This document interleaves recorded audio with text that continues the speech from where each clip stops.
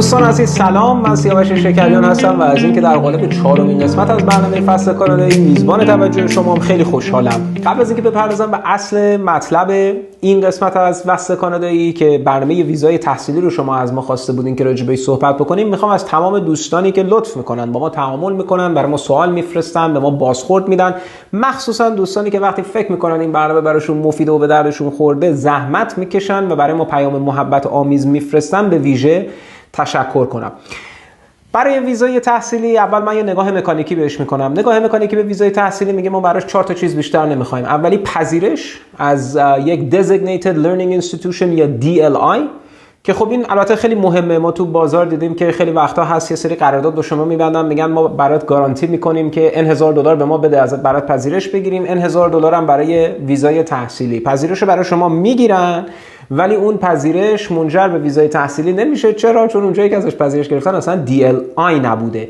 به خاطر همین همیشه خوبه که اونجایی رو که پیدا میکنین و انتخاب میکنین که میخواین درش درس بخونین و تحصیل کنین، حتما در این لینکی که اینجا من بعداً با شما به اشتراک میذارم بیاین استان رو مثلا اونتاریو انتخاب بکنید، اسم اون مؤسسه رو اینجا بنویسید و بعداً اطمینان حاصل بکنید که آیا در لیست DLI اون مؤسسه هست یا نه. نکته دومی که شما بهش احتیاج دارین پول، توانایی مالی کافی برای چند تا چیز: شهریه، هزینه زندگی در سال اول و هزینه برگشت به کشور خودتون که خب شهریه متغیره، اینکه کجا درس میخونین و با چه کیفیتی درس میخونین یه رنج کاملا متغیری داره. مثلا MBA در راتمن اسکول آف بیزنس زیر شاخه دانشگاه تورنتو سالی 60 خورده $1000 برای دانشجوی بین‌الملله، ولی اگه اونو بخواین همون رو بخواین در دانشگاه مموریال بخونین 14-15 هزار دلاره. دانشگاه خوبم مثل وکیل خوبه، هر چقدر بهتر هم گرونتر و هم سخت‌تر شما رو قبول میکنه. پس در نتیجه البته که خب خیلی مهمه اینکه اون پول بیشتری که میدین بعداً رو کیفیت ادویکیشنی که میگیرین تاثیر میذاره که اون کیفیت منجر به این میشه که شما بتونین کار بهتری در بازار اشتغال پیدا کنید. پس شهریه متغیره بسته به کیفیت مؤسسه‌ای که درش تحصیل میکنین. اما اون دوتا مطلب دیگه در قالب یک جدولی هست که من اینجا در این لینک به شما نشون میدم که اگر شما خارج از کبک باشه، فارغ از اینجا نوشته doesn't include tuition، برای اون میزان پولی که شما باید داشته باشید برای هر سال، اگر خودتون هستین $10,000 کاناداییه، اگر دارین first family member مثل همسرتون میارین $4,000 بهش اضافه میشه و به ازای هر فرد اضافه در خانواده شما $3,000 به این میزان پولی که باید نشون بدین اضافه میشه. لازم نیست از نظر قانونی نشون بدین بیشتر از هزینه های سال اول پول دارین، ولی لازمه که به افسر نشون بدین که احتمال این که شما بتونید از پس هزینه های تمام دوران تحصیلتون بر بیاید زیاده. پس بعد نشون بدین که دارایی دارین، سورس آف اینکام دارین که اون خیالش راحت بشه شما برای مدت کل دوران تحصیلتون رو از پس هزینه هاش میتونین بر بیاین. نکته سوم مکانیکی که برای ویزای تحصیلی وجود داره اینه که بسته به اون جایی که ازش اقدام میکنین احتیاج به گواهی پزشکی یا عدم سوء پیشینه دارین و مهمتر از همه اینها اینه که مثل هر ویزای دیگه‌ای در ویزای تحصیلی باید به افسر تصمیم گیری نشون بدین بعد از اینکه تحصیلتون تموم میشه کانادا رو ترک میکنیم.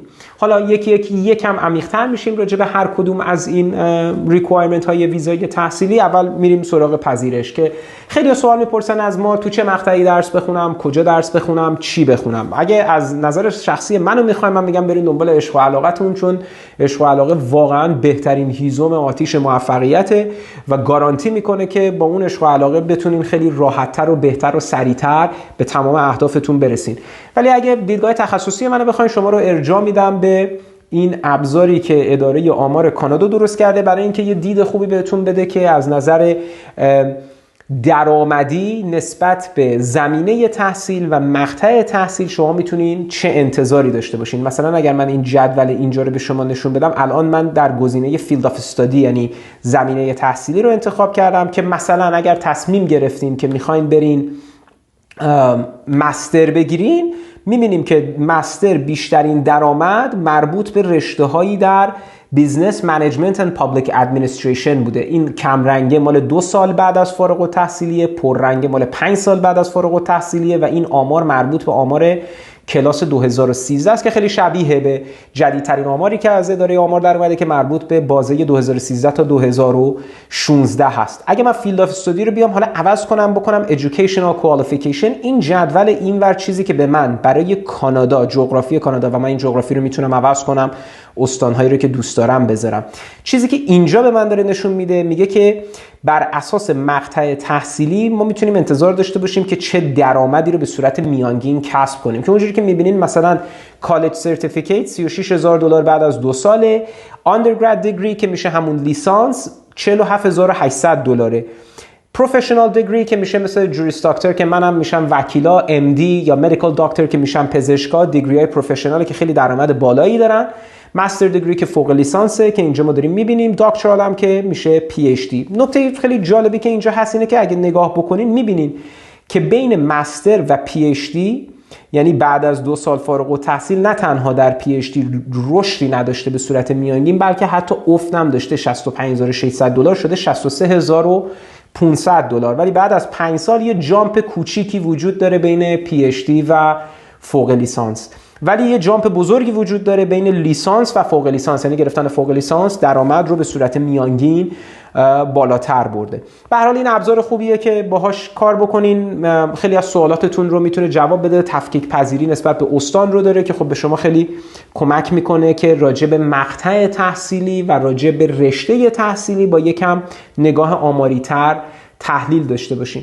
اینکه کجا درس بخونم، اونجوری که تو شهریه گفتم، واقعا خیلی خیلی خیلی مهمه که چه دانشگاهی با چه اعتباری شما درس میخونین و چه کیفیتی از ایژوکیشن رو اونجا دریافت میکنین. یکی از راه‌های پیدا کردن دانشگاه رجوع کردن به این اطلاعات جدولبندی‌های رنکینگه که مثلا مکلین که یکی از مجله‌هایی که به صورت مداوم تو کانادا این کارو میکنه، یه رنکینگی اینجا داره که اینجا رو که شما میبینین مثلا دانشگاه تورنتو رنک اول رو گرفته در تمام طبقه بندی‌ها، UBC دوم، واترلو سوم. ولی من پیشنهاد میکنم که حتما رنکینگ هایی رو نگاه بکنید که به ایمپلویبیلیتی هم اشاره داره یا بر اساس ایمپلویبیلیتیه. ایمپلویبیلیتی یعنی قابلیت پیدا کردن کار، قابلیت اشتغال، که اگر من رنکینگ های ایمپلویبیلیتی مثلا تایمز هایر ایژوکیشن به شما اینجا نشون بدم، میبینیم که در کانادا اینجا مثلا دانشگاه تورنتو همچنان اوله که من به صورت شخصی میتونم این رو کانفرم بکنم، شهادت بدم، چون من هم آندرگرادم رشته مهندسی در دانشگاه تورنتو بود که وقتی که ما فارغ التحصیل شدیم سال 2008-2009 در اوج رکود اقتصادی بود که ایمپلویبیلیتی ریت ما 85% بود که اصلا غیر قابل باور بود در مقایسه با همسانهای خودش، و همون جور هم دانشکده حقوق که ایمپلویبیلیتی ریت ما 98% بود و این توجیه میکرد چرا دانشگاه تورنتو یکی از گرانترین دانشگاه‌های کاناداست. مثلا شما اگه MBA بخوای در دانشگاه تورنتو بخونی، همونجوری که گفتم کلی باید بیشتر پول بدی از یک دانشگاه رنکینگ پایینتر. چرا؟ چون یکی از دلایل مهمش قابلیت پیدا شدن کار در دانشگاه بهتره. پس این خیلی مهمه، حتما این رنکینگ ایمپلویبیلیتی رو نگاه بکنید. مرتبط با همین رنکینگ ایمپلویبیلیتی راجع به اینکه کجا درس بخونم، داشتن کریر آفیس یا دفاتر کاریابی بسیار پویاست که خیلی به دردتون میخوره. مثلا اگر من میخوام برم تو کالج XYZ فشن دیزاین بخونم، خیلی مهمه که یه ایمیل بزنم برای رجیسترار، ازش بپرسم که کریر آفیستون کجاست، کی برای فشن دیزاین کمک میکنه که بعدن که من این همه به شما پول دادم برم در اینداستری کار پیدا بکنم. خیلی خیلی کریر آفیس مهمه، حتما سعی کنین راجبش بخونین، راجبش تحقیق کنین و مطمئن باشین اون مؤسسه‌ای که انتخاب میکنین کریر آفیس خیلی خوبی داشته باشه. چیز دیگه هم که خیلی مهمه، دفاتر حمایت از دانشجوهای بین‌المللی، اینترنشنال گریجویت آفیس‌ها. چرا؟ چون شما به عنوان دانشجوی بین‌المللی وقتی میای احتیاج به حمایت‌های خیلی زیادی داری. اومد اینجا درس خوندی، چجوری بعدن کار پیدا کنم، چجوری زندگیمو بسازم، خونه کجا اجاره کنم، رزیدنتم کجاست، این چیه اون چیه. پس در نتیجه خیلی مهمه که اون حمایت‌ها در قالب یک دفتر سازماندهی شده و درست و حسابی بتونه به شما اون حمایتی که میخواین رو بده. خیلی از جاها باورتون نمیشه، خیلی از جاها هستن که خیلی ریت زیادی دانشجوی بین‌الملل دارن ولی دفتر حمایت از دانشجوی بین‌الملل ندارن. اون هم نکته‌ایه که من حتما بهتون پیشنهاد میکنم که بهش توجه خیلی زیادی بکنید. که مهمترین زیر داستان پذیرش میشه قصه پیدا کردن کار. چرا کار خیلی مهمه؟ به خاطر اینکه شما اگر یک نگاه بلند مدت بخواید به کانادا داشته باشین که آمدن به کانادا، در کانادا به ثبات برسین، به اقامت دائم برسین، پیدا کردن کار خیلی مهمه. چرا؟ چون با پیدا کردن کار که میتونین از شاخه CEC یا Canadian Experience Class Express Entry استفاده کنین. 1 سال سابقه کار کانادایی میخواد که اون 1 سال سابقه کار کانادایی رو اگر در دانشگاه و مؤسسه خوبی درس خونده باشین، درس رو جدی خونده باشین، احتمال پیدا کردن اون کاری که شما رو از طریق CEC به اقامت دائم برسونه خیلی بیشتر میشه. همینطور در برنامه‌های استانی برای اقامت دائم کار خیلی مهمه. اگر پیشنهاد کار داشته باشین، تقریبا در تمام استان‌ها شما میتونین نامینیشن استانی بگیرین که با نامینیشن استانی به اقامت دائم برسین. همینجا میخوام بگم که بعضی هم استان‌ها هستن که بدون اینکه بعد از فارغ التحصیلی شما پیشنهاد کاری داشته باشین، شما رو میتونن نامینیت بکنن برای اقامت دائم. مثل اونتاریو که اگه توش فوق لیسانس و دکترا بگیری، امروز ما شما رو نامینیت میکنیم برای اقامت دائم. بریتیش کلمبیا اگه فوق لیسانس تو یه سری از رشته‌های خاص بگیری، نامینیتتون میکنه برای اقامت دائم. و استان‌های مختلفی هستن که این برنامه رو برای اینترنشنال گریجویت ها دارن.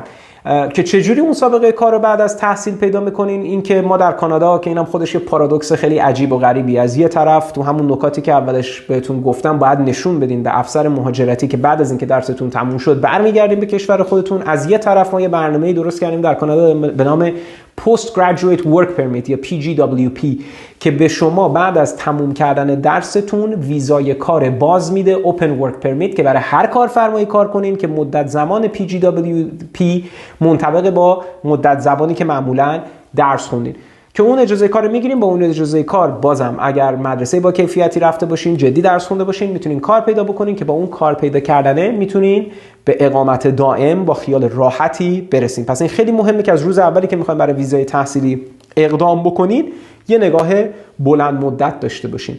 راجع به بحث مالی خیلی نکته خاصی نیست که من بهش اشاره بکنم، اما راجع به بحث آخر که یکی از مهمترین چیزها در هر ویزایی من جمله ویزای تحصیلی اینه که شما باید افسر مهاجرتی و افسری که میخواد تصمیم بگیره راجع به پرونده شما رو قانع بکنین که بعد از دوره ویزاتون به کشور خودتون برمیگردین. اینو چجوری بهش نشون میدین؟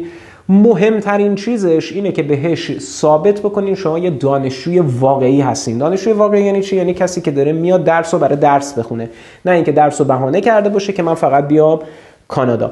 پس در نتیجه برای اینکه اینو بهش نشون بدین باید حتما قصه خوبی از خودتون تعریف کنین و بیزنس کیس خیلی خوبی، بیسیکلی یه بیزنس کیسه که داریم بهش میگین که من چرا دارم میام این درس رو در کانادا بخونم، چرا این درس منطبق بر سابقه حرفه‌ای و شخصی من. مثلا اگر من سالها سابقه دارم در زمینه X، یهو میخوام بیام برم زمینه Y، یکم عجیب میشه و توضیح دادنش مشکل میشه. ولی اگر مثلا من دارم در صنعت آیتی کار میکنم و الان میخوام برم یه نیشی رو پیدا بکنم و در اون نیش سرتیفیکیتی بگیرم که این سرتیفیکیت دیپلوما یا دیگری به من کمک کنه که در اون صنعت بزرگتر آیتی برگردم کار بهتری بگیرم، یه منطق خوبی داره و احتمال قبول شدن ویزای تحصیلی شما رو میبره بالا. زیر برگشتن به کشور خودتون شما همچنین باید نشون بدی که به کشورت وابستگی داری، تایی داری به کشوری که ازش میای، مثل خانواده، مثل پول، مثل شغل، مثل درآمد و این چیزها که مجموع اینها اون اپلیکیشن شما رو میسازه که این اپلیکیشن امروز بیش از هر وقت دیگری بسیار بسیار بسیار مهمه که شما با چه کیفیتی این رو تسلیم اداره مهاجرت میکنین. چرا؟ چون به دلیل خیلی ساده ای از سال 2011 تا سال 2019 تعداد ویزاهای تحصیلی که کانادا گرفته 222% افزایش پیدا کرده. ما تو 2011 1 میلیون خورده ای TRV یعنی کلا ویزاهای موقت درخواستش رو میگرفتیم، تو 2019 2 میلیون و چند صد هزار. این بزرگتر شده. اداره مهاجرت همون جوری اداره دولتی با توانایی‌های محدود باقی مونده. چیکار کرده اداره مهاجرت برای اینکه این پروسسینگ رو بیشتر بکنه که وقتی انتخابات بزنن تو این تبل بکوبن که ما هم تعداد اپلیکیشن بیشتری رو پروسس میکنیم، هم سریعتر اونها رو پروسس میکنیم، یه سیستمی درست کردن به نام چینوک. که چینوک چیه؟ قبلا اگر آفیسر شما رو در قالب چندین تا فایل میدید و زمان زیادی رو باید روی پرونده شما صرف میکرد، شما امروز شدید یک خط افقی در یک جدول اکسل برای اینکه این زمان رو بالا ببره و برای اینکه اون خط افقی در جدول اکسل جلوی آفیسر قرار بگیره. خیلی از اتفاقا قبلش داره میفته، پری اسسمنت داره میشه، یعنی اپلیکیشن شما تمام اون قصه‌ای که دارین تعریف میکنین الان شده یک سطر.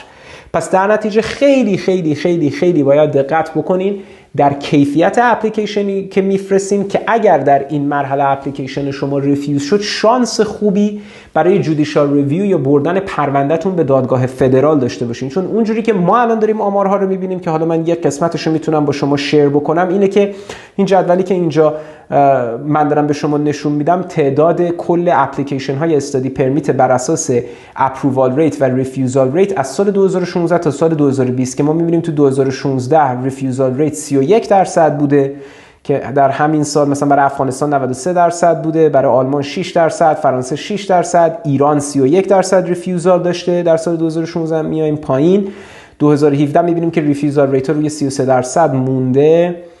2018 که اون سالهایی بوده که چینوک داشته توی چین و هند امتحان میشده، یواش یواش ریفیوزال ریت های کلی یکم داره بیشتر میشه. ولی اگه من بیام توی سال 2019 رو به شما نشون بدم، ما فعلا اینجا تو 2018 هستم، 2019 میبینیم که ریفیوزال ریت شده 40%. خب معلومه وقتی که تمام اپلیکیشن رو آفیسر قراره 20 نفر رو توی صفحه ببینه، دقت میاد پایینتر، دقت که میاد پایینتر احتمالاً ریفیوزال ریت ها بالاتر میره که میبینیم تو سال 2019 برای ایران ریفیوزال ریت های ما بیشتر از 50% شد، رسیده به 56% که سال 2020 دیگه نور علی نور شده. ریفیوزال ریت های کلی شده 53% و برای ایران شده 58%.